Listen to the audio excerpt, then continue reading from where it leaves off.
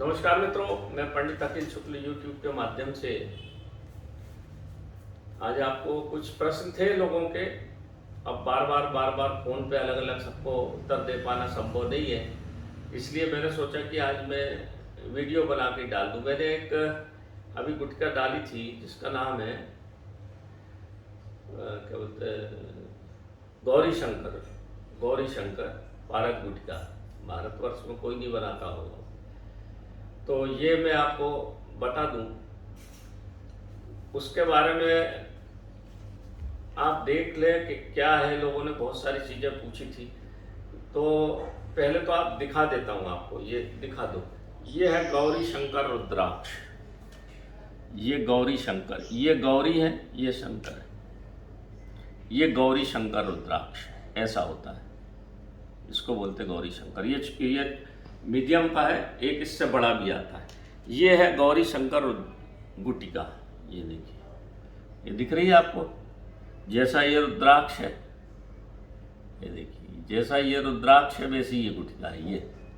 ये देखिए, दोनों में अंतर। ये गौरी शंकर मेरे उल्टे हाथ में, सीधे हाथ में गौरी शंकर गुटिका है और उल्टे हाथ में गौरी शंकर रुद्राक्ष। ऐसे ही इसको बनाई जाती है। ये गौरी, ये शंकर। और ये हमारी जो दूसरी गुटका हम बनाते हैं, ये है वो,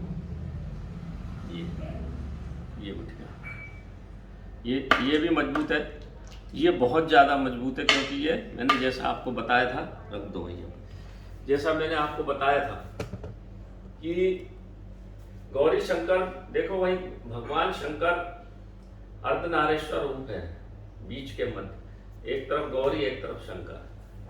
मैं इसलिए अपनी गुटकाओं में जो एक लकड़ी सफेद पलाश की लगाता हूं। भगवान शिव अकेले आधे हैं, जब तक उनके साथ गौरी ना हो जब तक वो पूर्ण नहीं होते, और जब पूर्ण नहीं होते तो फिर किसी भी काम को सफलता में दिलाने में सामर्थ्य नहीं होते। शिवलिंग में भी आप देखिए, नीचे जलेरी होती है, वो पार्वती जी। जलेरी जो है योनि जैसी, और शिवलिंग, वो दोनों मिलकर ही इसलिए शिवलिंग की पूजा की जाती है। इसी प्रकार से ये गौरी शंकर रुद्राक्ष और गौरी शंकर गुटका, जैसे मैंने आपको बताया भी था कि हमको साउथ के जो हमारे मित्र हैं उन्होंने बताया था, उनके पास रस विज्ञान है रावण का, दिया तो नहीं, उन्होंने कुछ पन्ने जरूर भेजे थे, उसमें इसका विवरण है। तो इसको ऐसे बनाई जाती है, इसको लंबी बनाई जाती, गोल में तो भाग लगेगा भी नहीं, और अगर लगाएंगे भी तो कभी किसी कारण से टूट जाएगा, इसलिए इसको ऐसे लगा के फिर 51, मैंने आपको बताया था, या तो ऊंट कटारा हो, या धतूरा हो, या देवदाली बंदाल। तो ये धतूरे, काले धतूरे के अंदर पकी है। तो इसको बीज निकालते हैं, दो धतूरे के बीज, उसको बारीक पीसते हैं पत्थर में, फिर उसकी लुगदी बना के अंदर रख के ऊपर से फल को चढ़ाते हैं। अब देखिए, उसमें कुछ युक्तियां थी जो मैं छूट गई थी। जैसे लोग बोलते हैं ना यूट्यूब पे कि चाबी हम नहीं बताएंगे, मेरे से भूलवश छूट गई थी। और जब अनुभव काम करो तो बहुत सारी चीजें अपने को पता होती है, आपको नहीं पता होती, तो हम ये समझते हैं आपको भी पता होगी, ऐसा भ्रमवश छूट जाती है। उसमें जो मध्यम फल का बीज लेना है ना, बिल्कुल छोटा, क्योंकि वो कच्चा आएगा, उसमें वो रस नहीं बनता। और अगर बहुत ज्यादा पका, लोगों ने प्रश्न पूछा था कि बहुत ज्यादा पका ले ले तो क्या होगा। बहुत ज्यादा पका ले लोगे तो रस फिर चूकने लगता है। जैसे युवा अवस्था आपकी मालूम है 20 साल से शुरू होकर 25 या 30 साल तक युवा अवस्था चलती है, उसके बाद उतार शुरू हो जाता है। तो युवा अवस्था का फल लेना है। इसमें फल ना ज्यादा पके हो ना कच्चे हो, उसमें रस बहुत होता है, और एकदम पका युवा अवस्था का रस होता है। ये मुख्य चीज है उसमें। इसलिए हमको, मैंने जो आपको बताया था कि युवा फल लेना है, वो फल को पीस के उसकी लुगदी बना के रखना। अब कुछ लोगों ने कई प्रश्न थे कि उसको कपड़ मिट्टी, जैसा मैंने बताया था, तो कपड़ मिट्टी करके सुखाना, नहीं सुखाना है। उसकी आप कपड़ मिट्टी कर दीजिए। कपड़ मिट्टी करके जो आग आप जलाते हो, छोटी छोटी ढेरियां बनाना पड़ेगी। इसको एक और मैं बताऊंगा। तो उसके पास जो आग जली है बहुदर बनेगी, तो उसके पास थोड़ी देर रख दीजिए, 15 मिनट में ऊपर की मिट्टी सूख जाएगी बस। और इसके बाद उसको अंदर रख देना, ज्यादा नहीं सुखाना है उसको। ज्यादा सुखा दोगे तो अंदर का फल का रस सूख जाएगा, फिर वो रस इस पारद के अंदर प्रविष्ट नहीं होगा, फिर कोई काम करे। क्योंकि योगवाही है पारद। तो ये गुटका बनाने के बाद इसको और जो तीव्रता लाने के लिए और इसमें आध्यात्मिक गुण लाने के लिए और इसके प्रभाव को बढ़ाने के लिए ये काम किया जाता है। तो जब पकता है इसमें, और देखिए इसमें एक और बात है, शुरू में बिल्कुल धीमी आंच देना है, बिल्कुल धीमी शुरू में, क्योंकि पारा जो है आपका अग्नि स्थायी अभी नहीं है। आप एकदम तेज बबूदर में रख देंगे तो पारा उड़ जाएगा, फल के चारों तरफ लग जाएगा, फिर कुछ हाथ लगेगा नहीं। इसलिए शुरू में 10 फुट देंगे वो बिल्कुल धीमी आंच कर देंगे जिसमें आग नाम मात्र की हो। इसके बाद फिर 10 फुट थोड़े तीव्र के बबूदर के, फिर थोड़े ऐसे करते करते 51 फुट देना पड़ा। 25 फुट देने के बाद इसमें स्थायित्व गुण आना शुरू हो जाता है, फिर ये उड़ता नहीं, फिर भी बहुत तेज नहीं देना।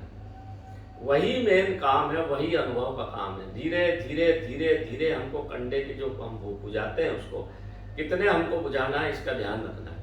पहले बिल्कुल बुझा दीजिए, बिल्कुल केवल राख बचे गरम, इसके बाद थोड़ी गरम, इसके बाद थोड़ी गरम, इसके बाद थोड़ी गरम, ऐसे 51 बार करना है। तब जाके ये पूर्णतः पक के 500 डिग्री तक का स्थायित्व इसमें आ जाता है और पारद के पूरे स्थायी गुण आ जाते हैं। क्योंकि जैसे जैसे आग बढ़ती है वैसे वैसे फिर इसको गर्म होता है, गर्म होकर फिर इसके अंदर ठंडा होता है, जो आपका धतूरा होता है बहुत ठंडा होता है और उसके दिव्य गुण होते हैं, वो इसमें प्रविष्ट कराने के लिए आंच बढ़ाना पड़ता है।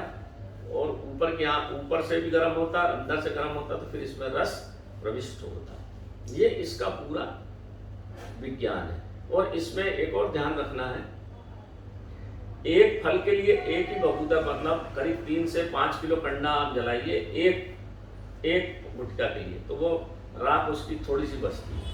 अलग अलग पूरी आपकी जितनी भी 10 गुटखा या 12 गुटखा है या जो भी है एक ही है, तो उसके लिए एक है, तो 10 है तो 10 अलग अलग जलाना है। एक साथ इसको नहीं जलाना, नहीं तो फिर चारों तरफ से आग नहीं मिलती। ये इसकी 2 युक्तियां थी। इसके बाद जब ये पूरी पक जाती है तब इसको निकाल लेंगे, तो इस तरह से ये बिल्कुल बहुत मजबूत बनती है। देखिए पता तो पास से, ये आप इसको कितनी भी पटकिए, ये देखिए ऐसी उचकेगी है, टूटेगी नहीं है, अभी टूट ही नहीं सकती, इतनी मजबूत बन जाती है ये। तो ये इसका पूरा विधान है, विज्ञान है। अब उसके आगे जो लोग सोना चांदी के लिए प्रयोग हम तो कभी करते ही नहीं, ना हमको जरूरत भी नहीं है, ना हमारा इस तरफ कोई रुचि, हमारी तो आध्यात्मिक तरफ रुचि। मैं इस तरह के प्रयोग बराबर बढ़ाते जाता हूँ, करता जाता हूँ, ताकि अपना ज्ञान भी बढ़े और हमारे पुत्र को भी दे सके हम ज्ञान। आप लोग भी देखिए, इसको करिए। इसमें खटकरम बहुत है, मेहनत बहुत है, परंतु इसकी मित्रों इतनी शक्ति है इसमें, मैं बता नहीं सकता। जब भी इसको पहनना है तो ऐसे पहनना, मैंने जैसे बताया था, नीचे इसको पार्वती को रखना है, क्योंकि नीचे पार्वती तत्व है, पृथ्वी ऊपर शिव तत्व है। इस तरह से इसको बनाई जाती है, इस तरह से इसका प्रयोग किया जाता है। सोमवार के दिन इसको धारण करना है, ओम नमः शिवाय का मंत्र पढ़ना है 11 बार, और उसको सोमवार को धारण करना है। शमशान भूमि में इसको कभी नहीं ले जाना है, नहाने के पहले इसको उतारना है। ये इसकी कुछ सावधानी है। शमशान भूमि में इसलिए नहीं ले जाना है कि इसमें फिर भैरव भैरवी तत्व आ जाता है और उस समय आपके साथ कुछ भी घटना घट सकती है, कुछ दिख सकता है कुछ ऐसा। मैंने एक सज्जन को मना करा था, पर उन्होंने जांच करने के लिए ले गए और फिर वो बीमार पड़े, फिर उनको कुछ भेजा, उससे वो ठीक हुई। तो इसको शमशान भूमि पे कभी नहीं ले जाना है, नहीं तो होता कुछ नहीं है, पर चूंकि शिव पार्वती तत्व है, वहाँ जाकर भैरव भैरवी तत्व हो जाता है, तो कुछ इस तरह की चीजें दिख जाती है, उससे व्यक्ति डर जाता है। डरने की जरूरत नहीं है, होता जाता कुछ नहीं, पर उतनी फिर सामर्थ्य भी होना। तो इस तरह से मित्रों इस पारद गुटखा का पूरा विधान था जो हमने बनाई है और बना के रखी है। हमने 11-12 बनाई थी और 2-4 बची हैं, बाकी कुछ लोगों को देना था तो दे दी हमने। तो ये बड़ी महत्वपूर्ण चीज है, ऐसे ही आगे बढ़ते जाए, क्योंकि इसमें जीवत्व तो आना चाहिए। जीवत्व आने के लिए जड़ी बूटी का ही प्रयोग किया। पहले ऐसी बनाना है जो पूरी 18-19 जड़ी बूटियों से ये बनती है। इसके बाद फिर आखिरी फुट जो है ऊँट कटारा कर दें, चाहे धतूरे कर दें, चाहे देवदाली बंदाल कर दें। देवदाली बंदाल भी अपने आप में बहुत बड़ी चीज़ है। तो इस तरह से बनती है, ये पूरा इसका प्रयोग है। और जब इसको हम धारण करते हैं तो आध्यात्मिक ऊर्जा हमारी खूब बढ़ती है, हमारे सब बिगड़े काम बनते हैं जैसा कि भगवान शंकर शनि, सूर्य, चंद्रमा, बुध, मंगल, राहु, केतु सब है उनके पास। तो जब इस तरह से कहा जाता था हमारे पूरे 9 ग्रह शांत होते हैं। अब आपके भाग्य में जो लिखा है वो तो होता ही है, पर कम नुकसान होता है और धीरे धीरे हमको लाभ होना शुरू हो जाता है। जितना हमारा विश्वास रहेगा, जितना हमारा लाभ, काया निरोग रहेगी, ऐसी बहुत सारी चीज़ें इसमें आपको पहनने के बाद पता चलना शुरू होती है। तो ये वीडियो मैंने इसलिए डाल दिया मित्रों, बार बार आप पूछते हो तो मैंने कहा वीडियो डाल देता हूँ, आप देख लें, समझ लें, सब चीज़ मैं बता देता हूँ। उसके बाद भी आप बार बार पूछते हो तो उसमें मेरे को भी दिक्कत आती है, मैं सबका जवाब दे नहीं पाता क्योंकि दिन भर मेरे को भी इस तरह के सब काम रहते हैं। तो नमस्कार मित्रों, मैं पंडित अखिल शुक्ल, जय महाकाल।